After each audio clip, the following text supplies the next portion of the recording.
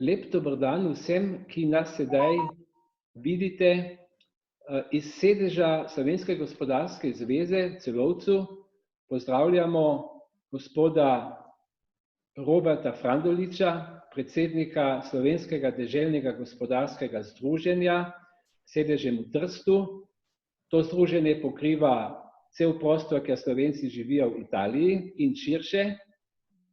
Robert Frandulič je podjetnik, samostojen podjetnik, ki ima firmo, ki se ukvarja z livarstvom, dela zahtevne livarske produkte, predvsem je poslovno aktiven v Italiji, Avstriji, Nemčiji in širše.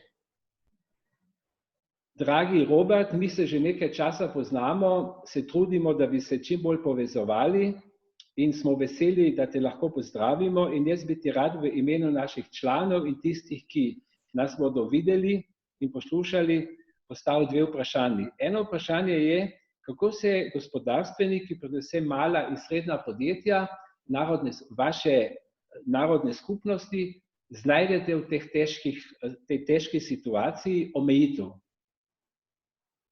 Lep pozdrav tebi in vsem vašim članom.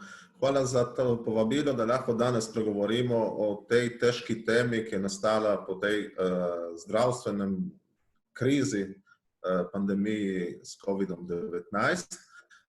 Kar se tvojega vprašanja, pa bi rekel tako,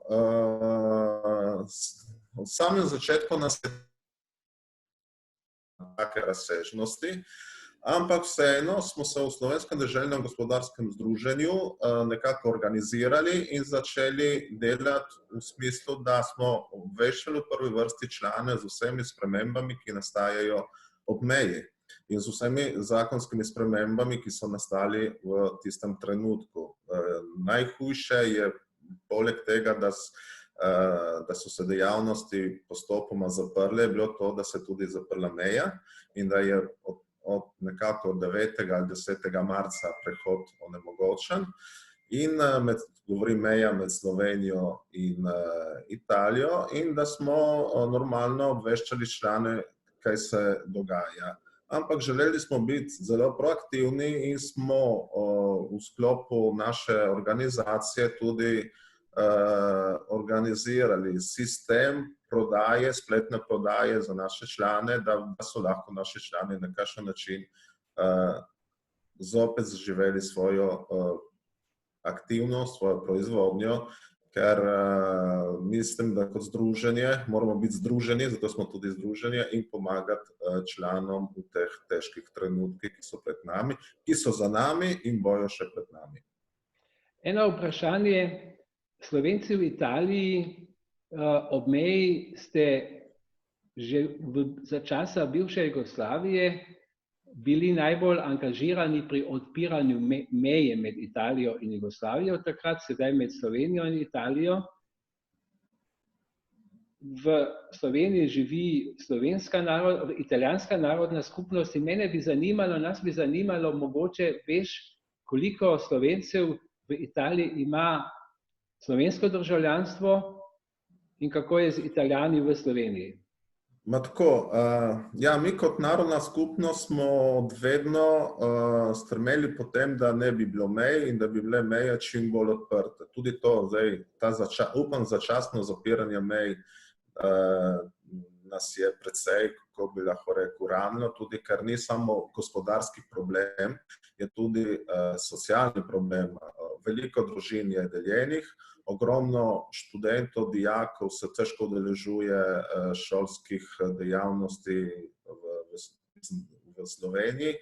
Športne dejavnosti so prekinili. Dejansko to, da ni mogoče iti čez mejo, ustvarja velike težave vsem nam, Slovencem v Italiji in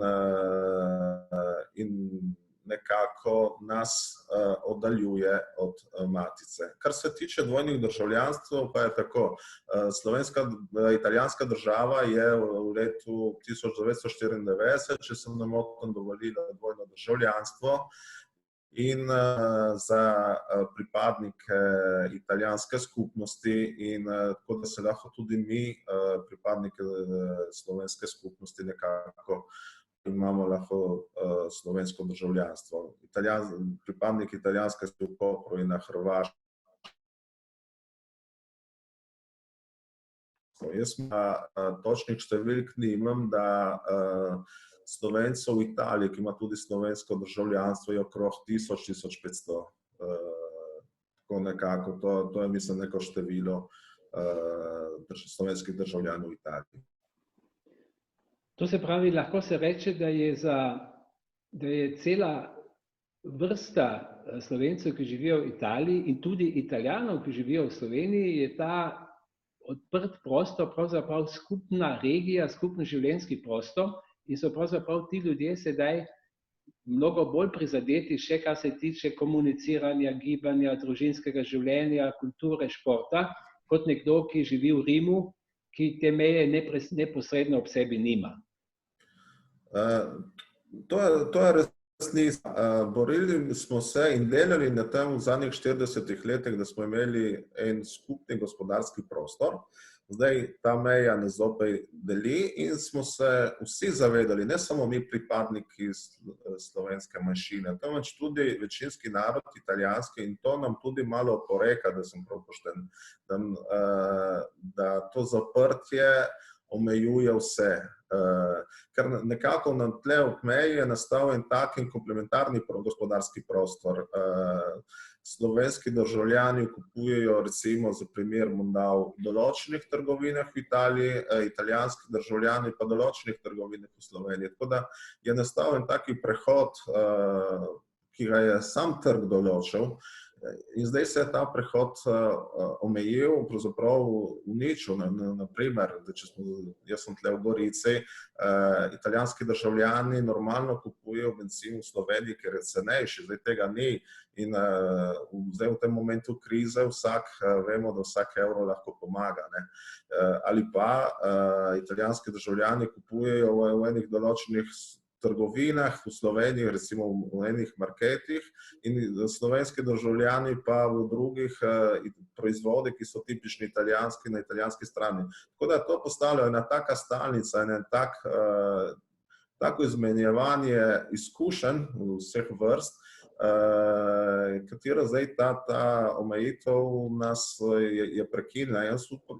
Problem je tudi malo v tem, veste, porabniki rabijo izkušnje, ampak morajo zaupati. Ne vem, poznam primere, ko so recimo zamenjali gume v Sloveniji, avtomobil, zimske gume, in zdaj tega ne morajo zopet narediti in se jezijo, kaj bi jo zdaj naredili, in verjetno ne bojo več tega naredili v Sloveniji, zaradi tega, ker so bi obali, da se bo zopet zgodilo. Tako da je ena stvar zaupanja in tudi tle bi mogel reči neke recipročnosti. Morda na slovenski strani smo postali malo preveč rigidni glede tega zapiranja. In nam italijanska stran, naši prijatelji na italijanski strani tudi malo, ko bi rekel, oporekajo. Mogoče zadnje vprašanje še, ker nihče se ne sme zadovoljiti s stanjem, ki je, ker se moramo truditi, da se kaj spremeni.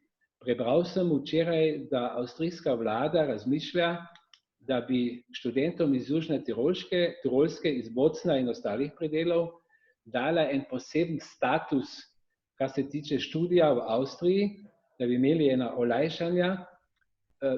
Kaj praviš, ali ne bi bilo pametno, da bi tudi manjšine, se pravi, zdaj sem spet uporabil napačen izraz, narodne skupnosti, slovenske v Italiji, na Hrvaškem, Madžarskem in v Avstriji, nekaj podobnega zaprosili pri slovenski vladi? Jaz mislim, da to bi bil en normalen proces, tudi zaradi tega, ker kar se tiče naših mladih, je vedno večja potreba po študiju v Sloveniji. Kar nekaj mladih se odloča za študij v Ljubljani ali Mariboru ali Kopru in zaradi tega en taki posebni status bi bil skoraj nujen.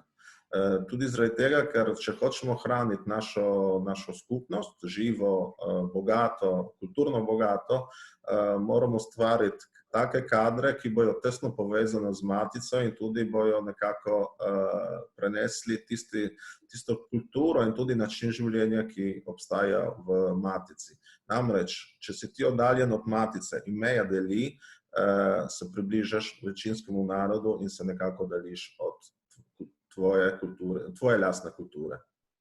No, mislim, da bi ta iniciativa lahko veljala, in tu smo pravzaprav v skupnem čolnu tudi za kulturnike, za športnike, ki so ob meji. Jaz nimam recepta, mi nimamo recepta, ampak tam, kjer je volja, se najbrž najde tudi kakšna pot. Če so našli rešitve za delavce, ki prihajajo iz Romunije, kako bi rekel, pomagati na kmetijske površine v Avstrijo, če so našli rešitve za negovalke, ki prihajajo iz Romunije s posebnim vlakom, potem bi se moralo tukaj tudi iskati rešitve. Dragi Robert, imaš ti za konec še kakšno sporočilo nam vsem? Moje sporočilo je tipično, kako bi rekel, moje. Ostanimo skupaj, ostanimo zdravi in sodelujmo naprej. Jaz bi se ti v imenu Slovenske gospodarske zveze in v lastnem imenu, tudi v imenu Andreja Hrena, ki sedi tudi zraven mene, ki nam je lepo inštaliral to tehniko, zahvalil za tvoj čas, ki si ga vzel.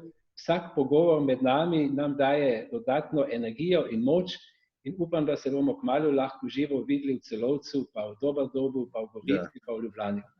Lep pozdrav na Primorsko, lep pozdrav v Novo Gorico. Hvala vsem in lep pozdrav vsem vašim članom in vsej vaši organizaciji.